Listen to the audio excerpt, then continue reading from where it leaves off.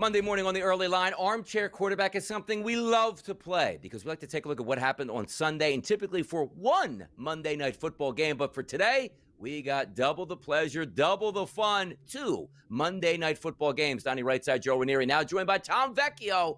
What happened yesterday in the NFL? What's going to happen tonight? It's always tricky, weeks 1 and weeks number 2, and we're right in the middle of a lot of offense yesterday, Tom Vecchio. How are we feeling today? I'm doing good. It was a good day, top to bottom for me. Wasn't perfect, but hit on some nice props. We have 2 games to get into today. Really interesting. I also have one of my favorite types of props to go to, which we'll get into. A really obscure player with an obscure line, but I'm ready to roll. I like that, Tom. Yesterday, I had 2 parlays blown up because I couldn't get a touchdown out of Derrick Henry. And I thought I got one of those dropped in from the sky where DeAndre Hopkins goes down the sideline. He's down at the half-yard line. I'm like, this is the most perfect scenario ever. Multiple times inside the 1, he doesn't get the football. Those are the frustrations that we do have, no doubt about it. But, Tom, we got double headers tonight. You take a look at Tampa Bay and Houston, game number 1 at 7 o'clock, a 2.5-point number. Game number 2, Chargers and the Vegas Raiders, a 3 to 3.5-point number. We got some good games to take a look at tonight. We really do. And, if I had to pick one game, I would say the second game is one that I'd be far more interested when it comes to an offensive perspective. That's not some crazy take. Obviously, the total is a little bit higher. We've seen some better stuff out of both of those teams to start the year. The Texans really struggled in week 1. Granted, they were on the road. It's good Rams defense. But the Texans' offensive line is terrible. And I don't know what we can be anticipating from their passing offense if C.J. Stroud is not going to have a lot of time. And we're also in a spot where their running back room is pretty terrible to begin with. It is. Oh, look at that. He's always speechless. Joe's always speechless. Like, Tom, you are such a superstar where Joe gets speechless each and every time. And there he is. There he is. I am still trying to get over the whole flag at the Denver Bronco game at the end. It's really starting to annoy me. You have no idea. I thought I moved past that last night, but apparently not here. All right, you mentioned the offensive line of the Texans being horrific, and it is horrific. But are you sold on Stroud? Because I'm not. It's very Stroud, Baker Mayfield. I'm going to back Baker in that matchup. Why shouldn't I? No? Yeah, I'm with you right there. Like, I think Stroud is good, and I think there's a path to him being better, but that time is not right now. Like, that may happen next year, could happen in week 10 this year, and they turn it on. But the combination of the offensive line and his inconsistency has no – and also, just like we talk about this, like top to bottom coaching, offense, defense, special teams, like, I'm checking more boxes on the side of the Buccaneers than I am with the side of the Texans. So you can say that maybe the skill position players, at least for the wide receivers, somewhat comparable. Like, we still have Nico Collins, okay, Mike Evans, that's kind of even when it's all said. But when it comes down to it, I'm going to be backing the Bucs time and time again. I like them to score, and I'm not sure how many points the Texans put up tonight. By the way, let's take a look at this game, too, because this is a 2.5-point favorite. It's in a dome. 42.5 is the total. Open up around that 43.5 number. But I love, like, I talk about secondary options. I love to look at and like to bet here. And it's like, how's this going to work out? Low totals. Give me this Jalen Noel prop tonight. This is right up my alley, Tom. Please tell the people. Yeah, Jalen Noel, rookie receiver for the Texans, under 7.5 yards. Look at that. Under 7.5 yards. Look at that, Joe. And we know that Christian Kirk isn't playing, but Nico Collins, Xavier Hutchinson, Justin Watson, who's a bit of a veteran, the other rookie, Jaden Higgins, and Dalton Schultz, all of them are higher in 1 week sample size when it comes to snap rate and target share. In week 1, Noel played on 27% of the snaps. He played on 17 snaps for them overall. So I'm basically betting on that he won't have a catch. Now, is it possible that he has one catch for 2, 3, 4, 5, 6 yards, whatever it is? Sure. But the fact that he's literally not on the field, and even if he's on the field, he's barely being targeted, he's a non-option. It's very possible that he plays and he has 0 targets, 0 catches, 0 yards. So under 7.5 yards for Noel. About that. I don't understand the second game either, Tom, because I have seen nothing but Raider money all week long coming in here. And it's not going to get under a field goal, but the fact that I thought it would go the other way. So what am I missing here with the Raiders against the Chargers? The only thing I would say is, the Raiders defense looked good, and we have to take that with a grain of salt. They were playing a Pats team, especially in week 1. We weren't sure what we're going to get from them. It's also, I wouldn't be surprised if people are like, oh, hey, the Chargers, they're coming back from an international game. They've traveled. They do have rest, but it is an international game and travel, so I can understand theoretically why people would buy into the Chargers. But again, top to bottom, the Chargers are the better team. I think they have the better quarterback. I think they have better skill position players. We know that Brock Bowers is expected to go, but he's still not 100% healthy. Even if he does play the whole game, he's not 100% healthy. You wouldn't be questionable. Wouldn't be 100% not healthy if you were listed as questionable or doubtful coming into this week. So I like the Chargers. I like points tonight, and I think we get some key players involved from the Chargers as well. Let's get those key players, Tom. Talk to me about some of those key players you expect to perform, particularly in the passing game here, huh? Yeah, let's get to Ladd McConkey for a touchdown. Last Friday I spoke to you guys about DK Metcalf getting a touchdown. I want the main players to get into the end zone, and that's what we have with Ladd McConkey when it's all said and done. He didn't score in week 1, and when we have a player that has a 25, 26, 27% target share overall, I'm always going to buy into them, especially when they're being priced. I think the price is wrong. Looking at Ladd McConkey at plus 155 or plus 160, that's not where a number one wide receiver should be priced. He should be down at plus 125. So the fact that we have a good matchup, we have a good game environment overall with the score potential at 46.5, I'm taking that number and really just saying this is wrong. I will buy into this time and time again. I'm going to be interested to see here. Herbert over 22.5 completions. Does he go over his yardage? Do you think it's all about his deep his shots. arm and throwing the ball? Give me the deep shots. Yeah, I really do. And shout out to my guy Tim Doyle at CBS Sports, who I did a ton of shows with back in the day. The EWW, the Herbert every which way. You want yards, you want completions, you want attempts, you want overpassing touchdowns. That's fine. But the Raiders defense at least showed me something last week in terms of stopping the run again. It was against the Pats, but the Chargers are actually a bit more pass heavy than people realize. They're not this old school Harbaugh run the ball, run the ball, run the ball. They're actually a little bit more pass happy than people realize, and they're going to put the ball in Herbert's hands. And regardless of the attempts, he's actually really efficient. So I think he goes over his completions tonight as well. We saw a lot of offense yesterday. Typically in September, everybody's really healthy for the most part, good weather conditions. The one thing that we love tonight, too, is you're looking at two warm weather cities, but we're playing in domes tonight. Should be perfect. Perfect scenarios in both of these games in the 40s here for a chance of offense. Tom Vecchio joined us on Monday. We love to see it. Catch him around the clock here on the Sportsman Network. The man never stops. We'll be back talking more sports next. Are you ready for some football? And it's a doubleheader variety. Now, I liked when the NFL, Joe Raineri, was like, hey, we'll give you a doubleheader on Monday Night Football, one at 7, one at 7:30. Love it. Get the two TVs out. We're in bed by 10 o'clock, and away we go.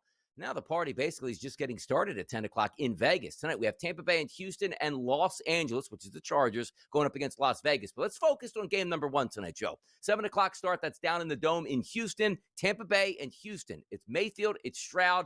1-0 Tampa Bay, 0-1 Houston Texans. The line opened up as a minus 2.5-point favorite here for the Houston Texans. It still sits there on game day, Joe. 43.5, down slightly to 42.5 across the board. Let's start here. Mayfield comes to town 1-0. Houston desperate for a victory. Two pretty good defenses here, but a really low total in a dome. It is a low total here, but it's interesting. We saw some issues with the Tampa Bay Bucks against Atlanta on the road last week, but they had Baker Mayfield and that passing attack. Well, that saved him in that game. And can I tell you, it's going to have to save him in this game as well, because I do think Houston does some things really well here, especially at home. They're very well coached. I think Nick Chubb is going to have a really good game. They're going to have to take some of the pressure off of C.J. Stroud because that offensive line is a mess. They're already injured. It was questionable to begin with. But I tell you, the more I look at this game, it's going to come down to the defenses. And Baker Mayfield and that receiving core, that's a banged up secondary with Texas right now. I think the underdog, the more that I look at this, that dog might be barking here tonight with Tampa Bay to get it done. Hey, take a look at the quarterbacks here. Similar with value here in that props market. C.J. Stroud, 229.5 as his prop. Baker Mayfield, 232.5 as his prop. So those numbers certainly moving live. You see that 235.5 dropping slightly here. The touchdown markets from the throw, just getting those updated odds. Baker Mayfield over 1.5 is now a plus 120 price. And you take a look at C.J. Stroud at a plus 134 price. Defenses, they're going to get a lot of pressure in this game tonight. We certainly can anticipate. If we look at the touchdown scores, Nick Chubb's a plus 100. Bucky Irvin plus 120, Nico Collins plus 140, Evans, and then Emeka Egbuka actually had a couple touchdowns on opening day. Is this one when you see a touchdown market, Joe, that you love and maybe a guy that you're looking forward to find that pay dirt? Yeah, I kind of like Mike Evans here to get enough opportunities to be able to get it done, especially now that the young kid is going to get a ton of attention this week from Houston after he was kind of forgotten about last week in Atlanta. And guess what? He scored 2 touchdowns here. So I do think Evans is going to have an opportunity in the red zone to be able to get one here. So I like his price and Mike Evans. I also like, you know, that Baker Mayfield, I believe, went 13-5 last year, Donnie, over 1.5 passing touchdowns. He had 3 last week. What are the chances he does it again here tonight? I like him. Ooh, slinging down in the dome. By the way, the wide receiver props here for receiving. Nico Collins, the top dog tonight, 76.5. No surprise there. He's certainly the lead dog in Houston. Didn't really show up all that much last week. Mike Evans, 64.5. Egbuka, 53.5. Bucky Irvin out of the backfield, 20.5. Sterling Shepard, 22.5. So you do get some value as far down as you go. Are we looking for a bounce-back day here for Nico Collins and that offense for C.J. Stroud? Gonna have to. I mean, listen, Houston didn't score a touchdown, and they lost their starting center in that game last week against the Rams. Not good. Now, this is going to be a little more manageable, I think, against this Bucs defense.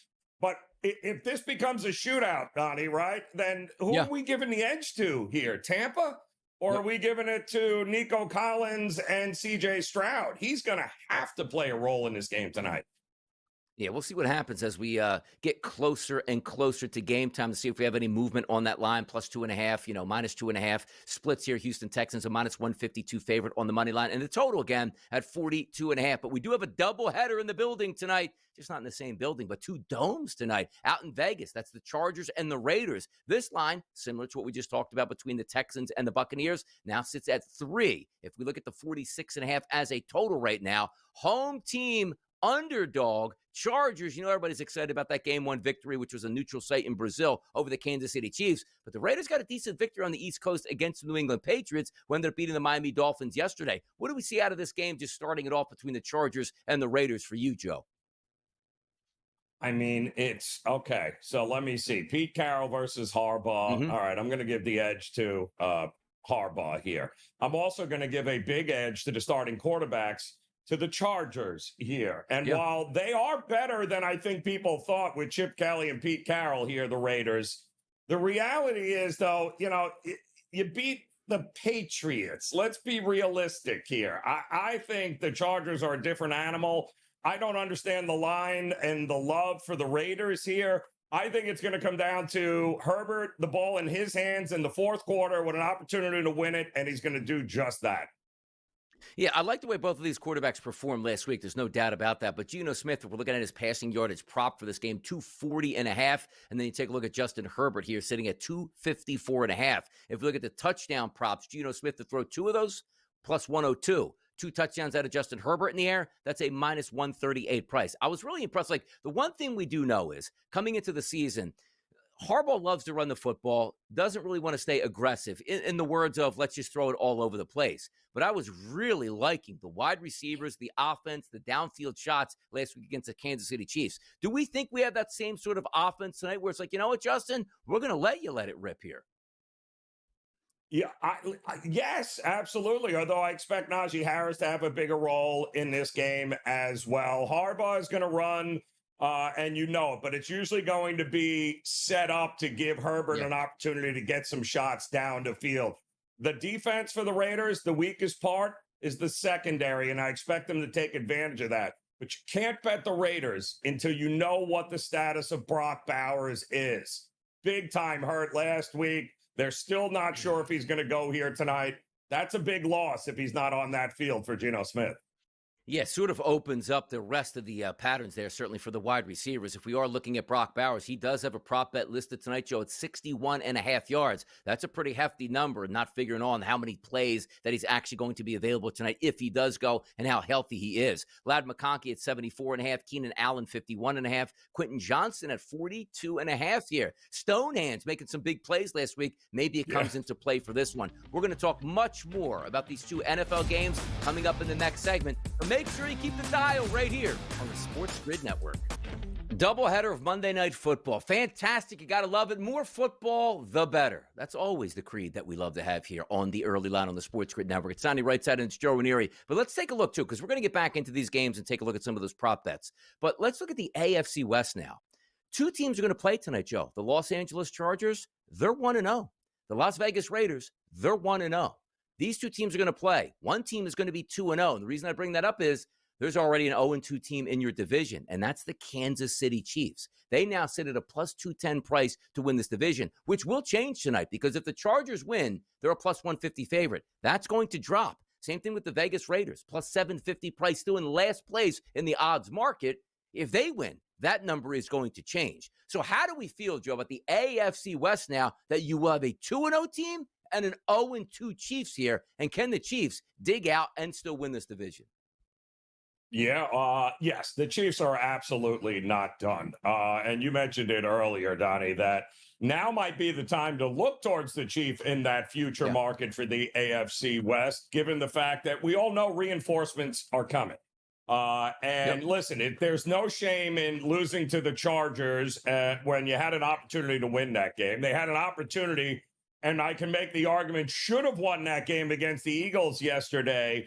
Thanks, Travis Kelce, becoming more of a liability. You knock out the one deep threat that you have a couple of plays into the game in Brazil, and then you end up getting hit in the chest with a ball, nobody on you, that would have been the go-ahead touchdown, and instead it turned into an interception. So a couple of plays here or there, we're having a 2-0 conversation about the Chiefs and not an 0-2. So I don't think all is lost just yet.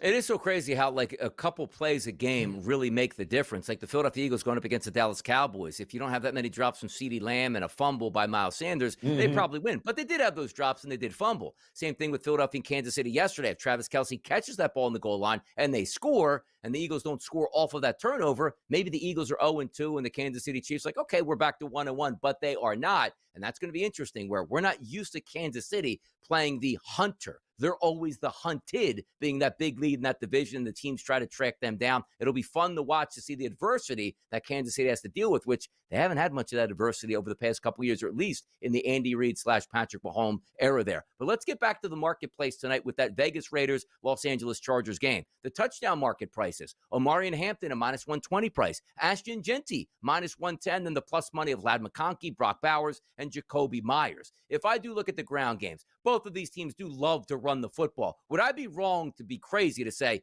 we don't get at least 2 rushing touchdowns in this game, Joe? I feel like we're going to get that.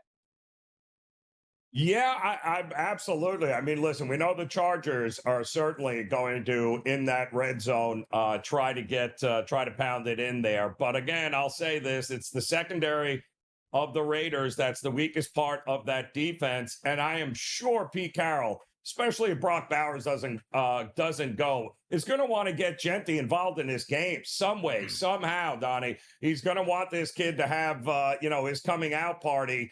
And what better way to do it than at home here with an opportunity to get a couple of shots into the end zone? So what is he, minus 110? I could see it happening here.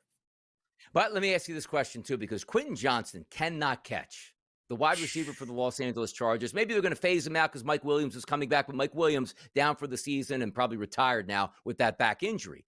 But look at Quentin Johnston last week, Joe. 5 for 79 and 2 touchdowns here. I always like a go-to guy that's hot, and you want to keep him involved in the offense. And I would never look to this guy because he always drops the ball, but 42.5 is his receiving yard prop tonight. You should be able to get after that secondary for the Vegas Raiders. Could we see back-to-back quality performances out of Quentin Johnston for you tonight? I don't know what kind of super glue or sticker. I don't know what was going on there last week with Quentin Johnston, Donnie. And listen, there is this guy would be one of the most dangerous receivers in the game if we could rely on him actually holding on to the ball. The guy is a monster target. He can run. He can, this is, if they figured something out in the offseason, he is a very, very big problem for defenses this year. Quickly, Joe, 2 talented running backs. If I give you one pick here, Hampton and Genty, over 56.5 yards for Hampton and Genty at 68.5. Who would you take? Who's going over? I would take Genty. I think Genty's Okay. going to have all the opportunities to go up and over here in this game tonight at home. They got to There get you him go. going. Get him going here. Get that play action pass working. Get Geno some outlets at wide receiver. And also key ingredients, Joe pointed out. Brock Bowers, if he's healthy, that makes a major difference tonight. If baseball was a person, Joe Raineri, it would sing to itself, don't you forget about me. Yeah, because we love NCAA football. We love NFL football.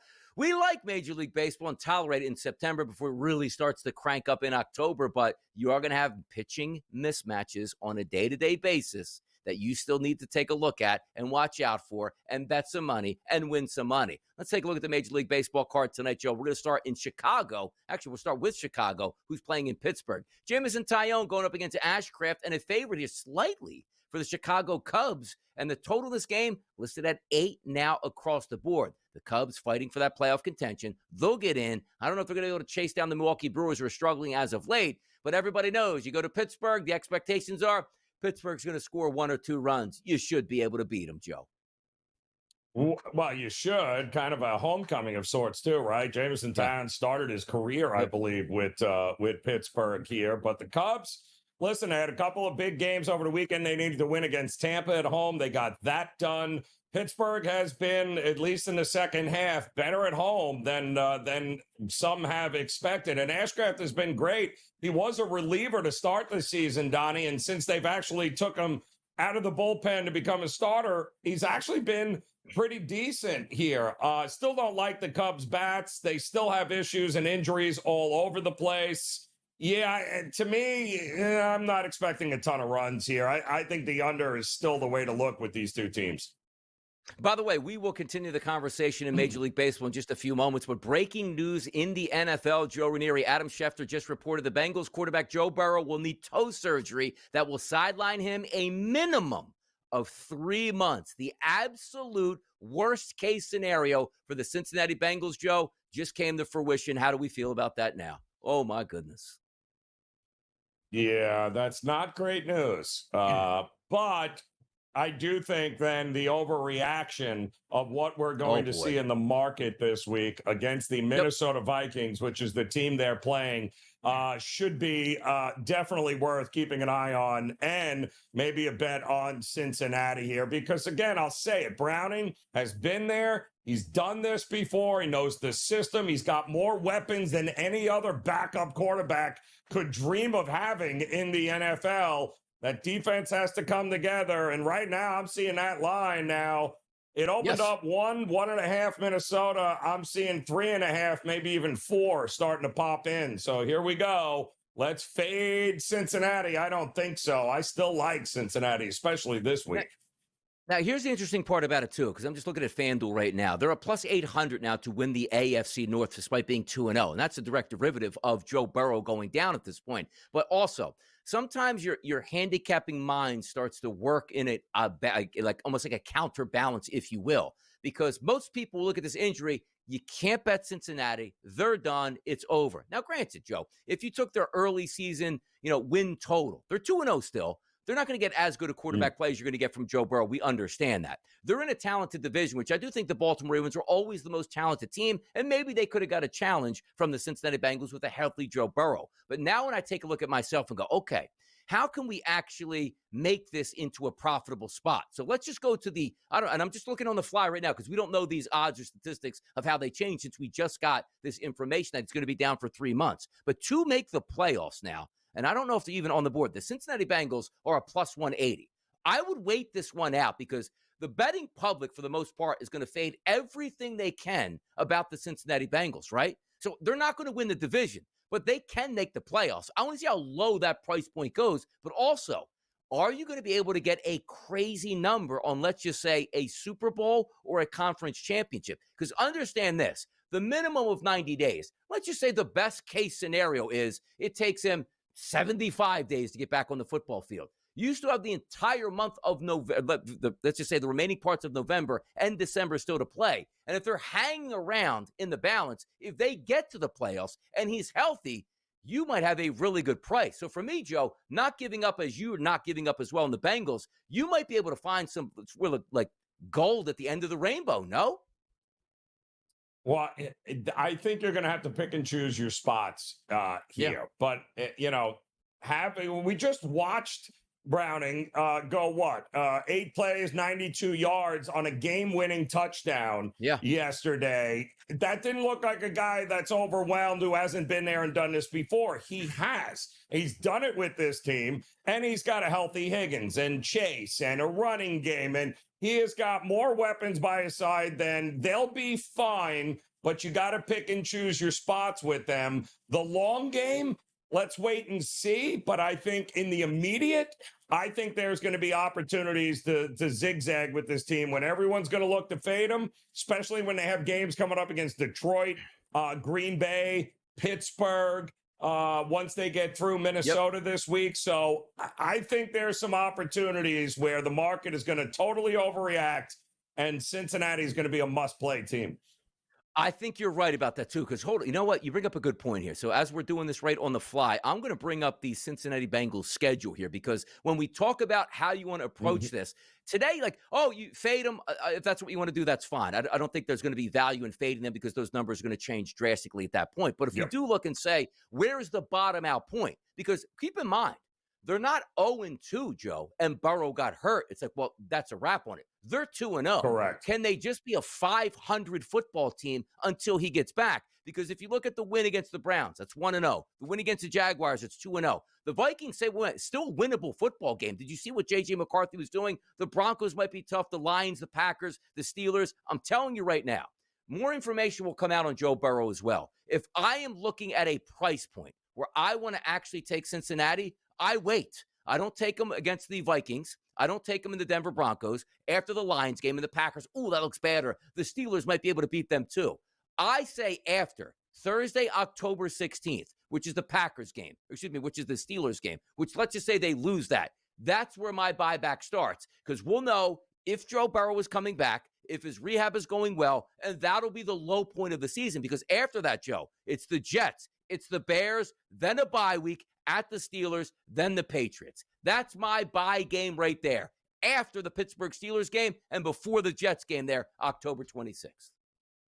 Yeah, I'm telling you, Donnie, the value is going to be with Cincinnati. But whether Burrow or Browning was the quarterback, keep in mind that a lot of those games, those big games coming up, you're going to need the defense to be better. Don't forget, it was the defense that was the weak part of this team over the last couple of seasons and the offensive line, which has been the issue.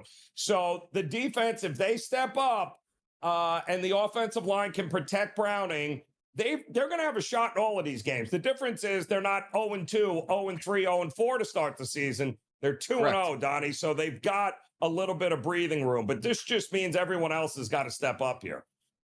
There you go. Thursday night, October 16th. After that football game, I'm going to look towards the Cincinnati Bengals if Joe Burrow will be back on the mend and he is coming back and seeing what that actual price point would be. Also, keep in mind, Adam Schefter with a retweet today of his initial tweet. The Bengals have been calling around to other free agent quarterbacks since after Joe Burrow's injury, knowing they will have to add at least one more to the roster. So let's extend the conversation in this respect, Joe.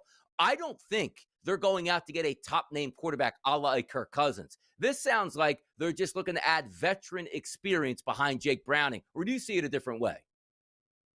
No, what choice do they have now at this point? They're never going to afford a Kirk Cousins, so that organization is never going to pay the money. But, I mean, a Jameis Winston has to be on the block, right? You got to be able to pick up the phone and call him and say, hey, listen, can we get Jameis in the building a lot more affordable? So, yeah, I think there are some names that they'll be more than happy to get behind him. Early bird gets the worm. Andy You saw that Dalton. yesterday to Joe Burrow. Maybe, look, man, there's a lot of guys out there on the streets here. Maybe Shedeur Sanders goes over there, Joe. How do you like that? No. Shedeur leading the Bengals into the playoffs. This is a spot he always wanted to be in at this point here. But look at that. The NFL always rules the roost. The fun's only beginning today on the Sports Grid Network. We just set the table. We are the appetizer for the rest of your Sports Grid day. And what a day it is here in Major League Baseball, in NFL. Doubleheader action tonight. Can't get enough of this stuff, but this is the part of the show we like to reach out to the public and get their opinions. Here's our Fade the Public poll.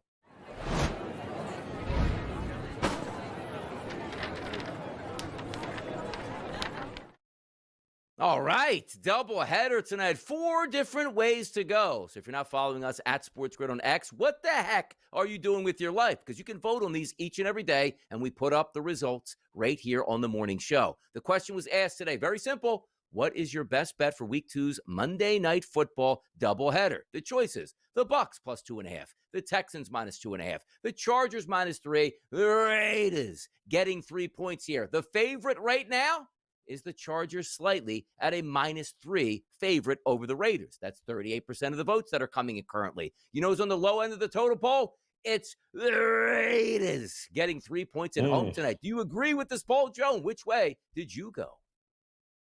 I'm kind of agreeing with him here, Donnie, with these games here tonight. But I'm still thinking, is there a possibility here, Donnie, that not one but 2 more outright dog winners could take center stage here tonight? So maybe a Bucs Raiders money line parlay could very well be in store for one of us here tonight.